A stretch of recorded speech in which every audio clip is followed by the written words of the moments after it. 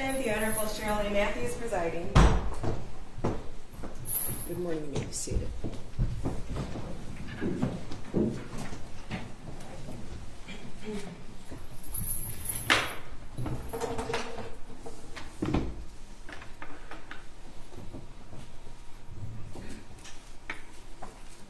Your Honor, calling People v. James Crumbley, case number 22279-989 FH.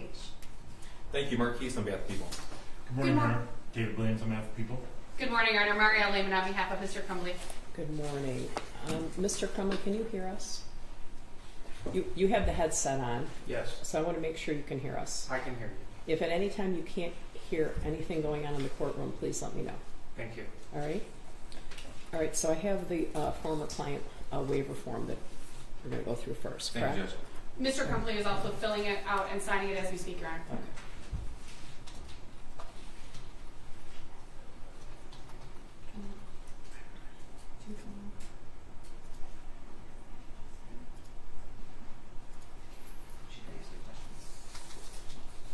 All right, Mr. Crumbley, could you raise your right hand?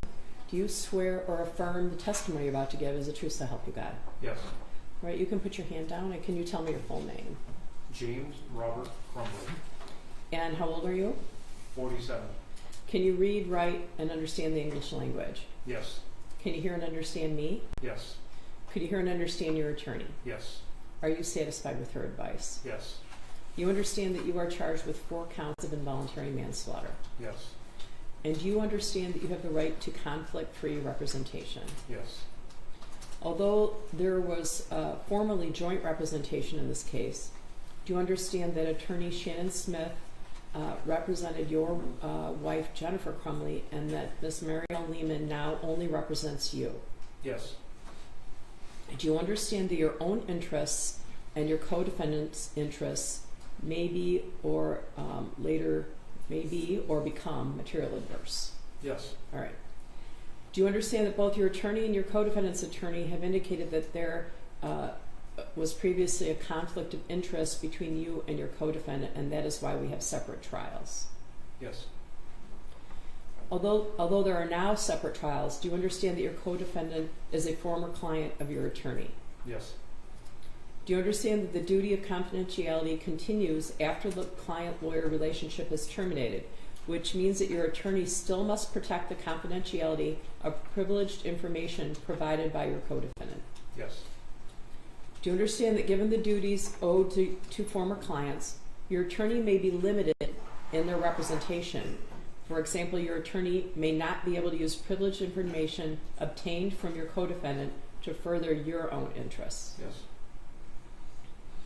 Do you understand that these limitations can affect things such as decisions relating to the matters of trial strategy, for example, the presentation of evidence at trial, the examination of witnesses, the decision to call certain witnesses, also potential negotiations in terms of a sentence agreement, and also arguments made at sentencing? Yes. Do you consent to attorney Shannon Smith continue to solely represent your wife, Ms. Jennifer Crumbley, and attorney Marielle Lehman continuing to solely represent you? Yes. Have you had the opportunity to consult with your retained counsel as it relates to the issue of your representation? Yes. Do you understand that by entering the waiver, you will not be able to raise these issues in an appeal should you be convicted? Yes. Do you have any questions about any of the issues raised on this form for either me or your attorney? No. All right. Thank you. Are you satisfied? I am, thank you. Okay. All right. So at the moment, there's been a number of motions zooming back and forth. But today, I think the only motion we're addressing is a motion filed by the defense with regard to the prosecutor's added witnesses. Correct? Yes, Correct, Your Honor. I know that's your motion, but I think I'd like to ask for the prosecutor to provide an offer of proof with regard to these witnesses. I think that would be helpful. Yes, Your Honor. I know them only by their initials. You all have the police reports and numerous documents, and so I'm not as familiar with some of the witnesses. Thank you, Judge. As a little bit of background, Judge, we amended our witness list 30 days prior to trial. We did so while the jury was still deliberating in the case of People versus Jennifer Crumbley. We are acutely aware of the impact it has on witnesses to testify, not just about what happened to them, but on national television. So when we amended the witness list, we did so before we had the opportunity to speak with them to confirm that they would be available and ready to testify the next case. We have, and they are cooperative. They are ready and available to testify should they be called upon. We added 4 names to the witness list, 3 that were identified as minors, 2 were actually have reached the age of majority. I was going to ask you that. Yes, Judge. So we would only seek to have those individuals testify. Initials KO and RF. Those individuals are both above the age of 18. Are you abandoning your request to call HA? That's correct, Judge. Okay. All right. So we have confirmed with their families as well that they are ready, willing, and available should they be called upon. Okay. So again, we did so with as much notice of defense counsel. Again, it was 30 days prior to trial, because we are aware that this court does run a very tight ship. As the court recalls the last trial, we were delayed from weather. We had a witness who had COVID. We had another witness with child care issues. We had yet another witness who was on vacation. We had to reorganize our proofs and presentation on the fly. So we want to be able to present our case in an efficient manner. We don't seek to expand the record necessarily, but we do want to be prepared to have opportunities to present our case should one or more witnesses become unavailable for any particular reason.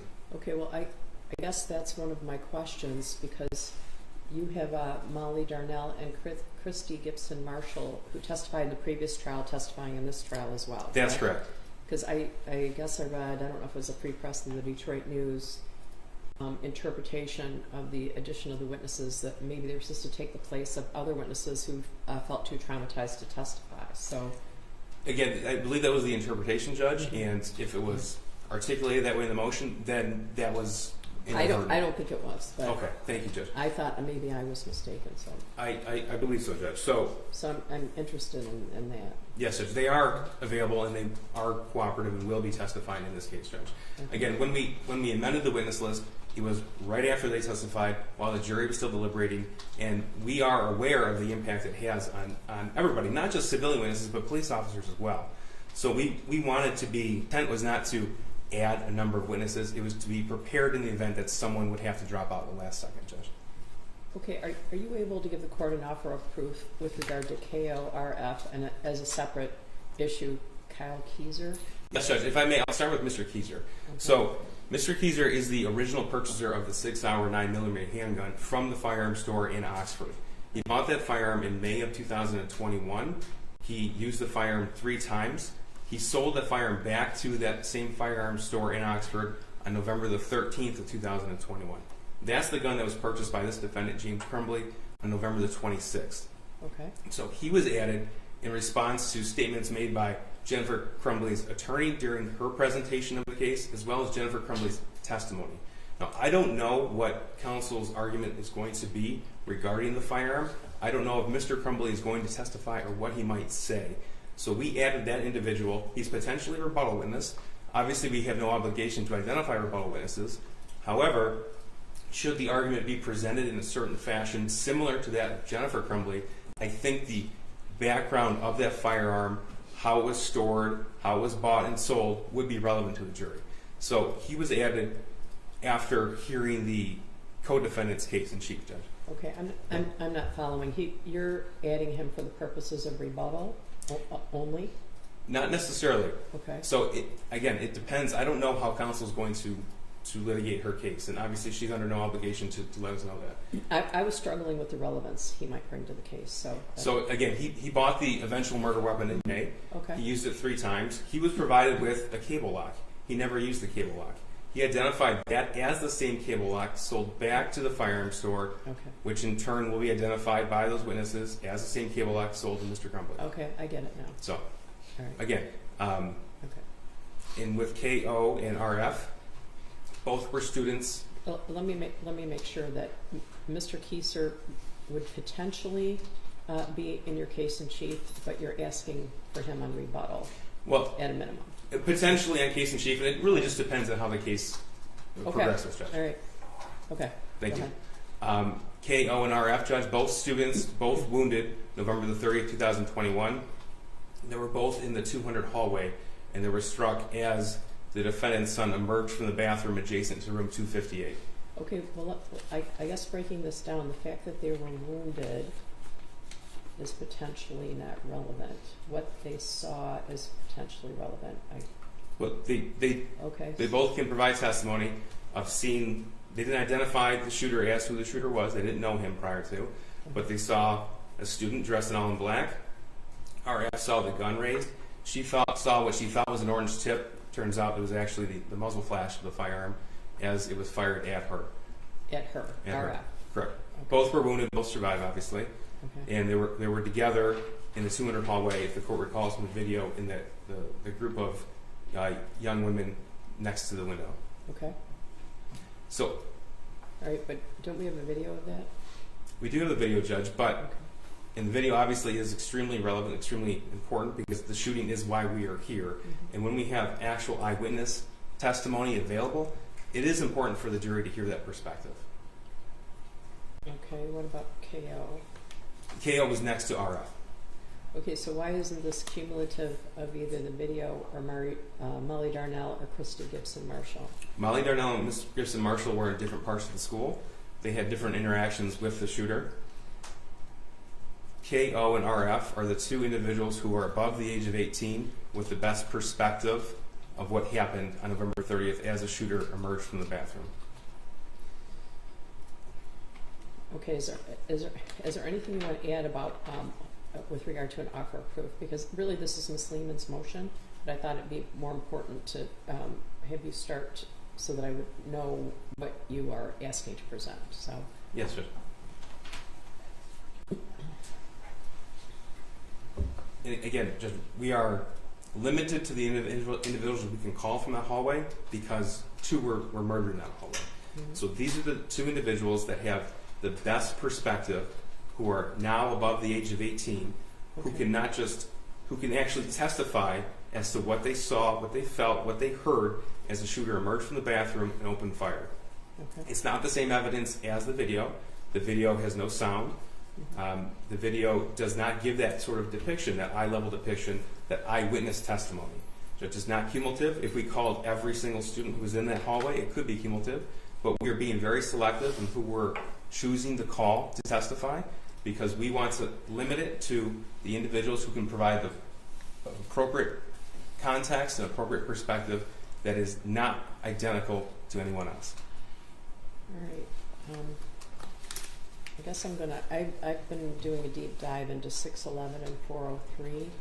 When you put the black robe on, you learn how to read people's minds. So Ms. Lehman is going to tell me about U.S. versus McRae, which talks about 403's major function is limited to excluding a matter of scant or cumulative probative force dragged in by the heels for the sake of its prejudicial effect. 403 is meant to relax the iron rule of evidence to permit the trial judge to preserve the fairness of the proceedings by exclusion despite its relevance.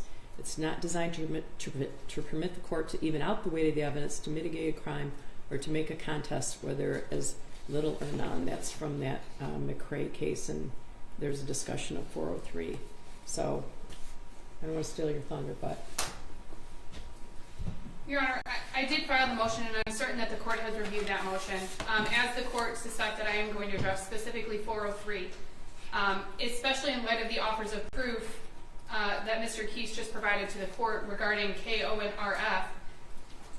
Your Honor, while I can't imagine what those two students went through on November 30th of 2021, their testimony is not relevant in the trial against James Crumbley.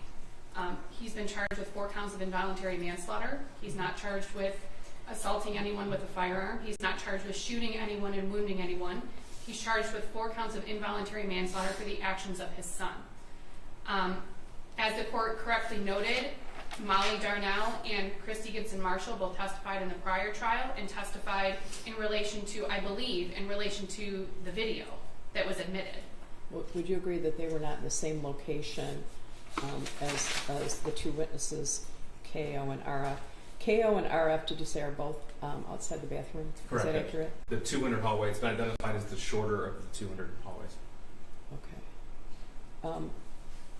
I thought that in Ms. Lehman's motion, I think some of her information was gleaned from the victim impact statements and the shooter sentencing, but I think there was an indication that KO was a friend of Tate and that RF was staying somewhere else. Maybe it's HA who rendered help, but we're HA. HA, right? But HA we're not calling. So, are there? Would KO and RF be given the same testimony? Were they in the same hall? It sounds like they were in the same hall, Your Honor. I believe Mr. Keese indicated they were standing right next to each other at the time of the shooting. Okay. Regardless, I don't think that either of them are relevant in this case, Your Honor. I think that the court can agree, and I think that Mr. Keese would likely agree that their testimony, the primary purpose of their testimony is to inflame the emotions of the jury. I mean, their testimony or whatever they can provide can also be provided in a video. The whole purpose of admitting the video and not having sound on the video was to lessen the prejudicial impact on the jury. We litigated this previously, and this has been discussed with the court. The purpose of the video and admitting the video is to show the jury what actually occurred during that shooting. The shooting is caught on the video, Your Honor. So the court has previously decided that the video is being admitted. Yep. I still don't believe that it's relevant in this case, Your Honor. However, I know that that's the court's ruling. So allowing the testimony of two students who were not only in the hallway but were also wounded by the shooter, Your Honor, I just don't find it relevant. And I think that it is, even if the court finds it relevant, it's highly and highly unfairly prejudicial in this case in light of the other evidence that the prosecution can present. And again, we've offered to stipulate to some of these facts so that these witnesses don't have to testify, so that the video doesn't have to be played. The prosecution doesn't want to do that, Judge. Well, they don't have to. And they don't have to. It's their case to present, Your Honor. However, when it comes to these two students, their testimony, even if the court finds it relevant, is unfairly prejudicial to James Crumbley. Well, that's Bradbury says that although relevant evidence may be excluded if its probative value is substantially outweighed by the danger of unfair prejudice, confusion of the issues, or misleading the jury, or by considerations of undue delay, waste of time, or needless presentation of cumulative evidence. That's Bradbury 123, Mishap 179. Yes, sir. Right? Judges, I thought I heard a question directed at the prosecution from the court. So one thing, I definitely do not agree that the video is being played to inflame the jury. Perhaps counsel misspoke when she said the prosecutor agrees that's the purpose. That's certainly not the purpose. And also, Judge, the shooting is relevant. This is a homicide case. The shooting is evidence of the gross negligence. So the two individuals we identified, they were not looking at the same thing. They were not oriented the same direction. They have different perspectives. And again, these are the only two surviving members of the hallway that we have confirmed with their families that they are willing and able to testify in this trial, Judge. We are, again, acutely aware of the toll it takes on individuals to testify. There's members of law enforcement who still can't talk about that day. And we're also aware to not put cumulative evidence in front of the jury because it doesn't have any purpose, Judge. So we're aware of all that. And just because we've added the witness list doesn't necessarily mean we're going to call all of them too. We still have 13 days to decide which witnesses will be presented at trial in which order.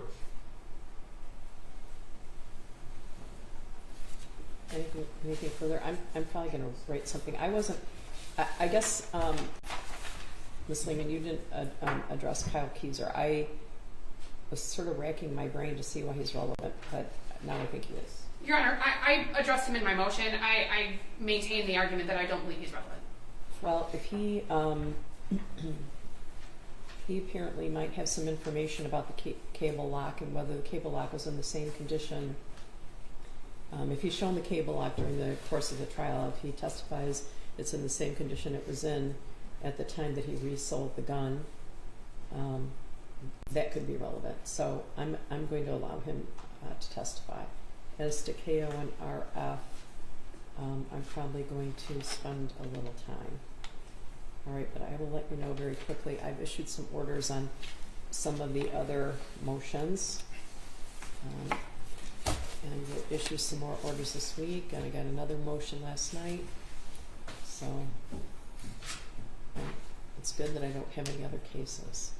What else can I do for you?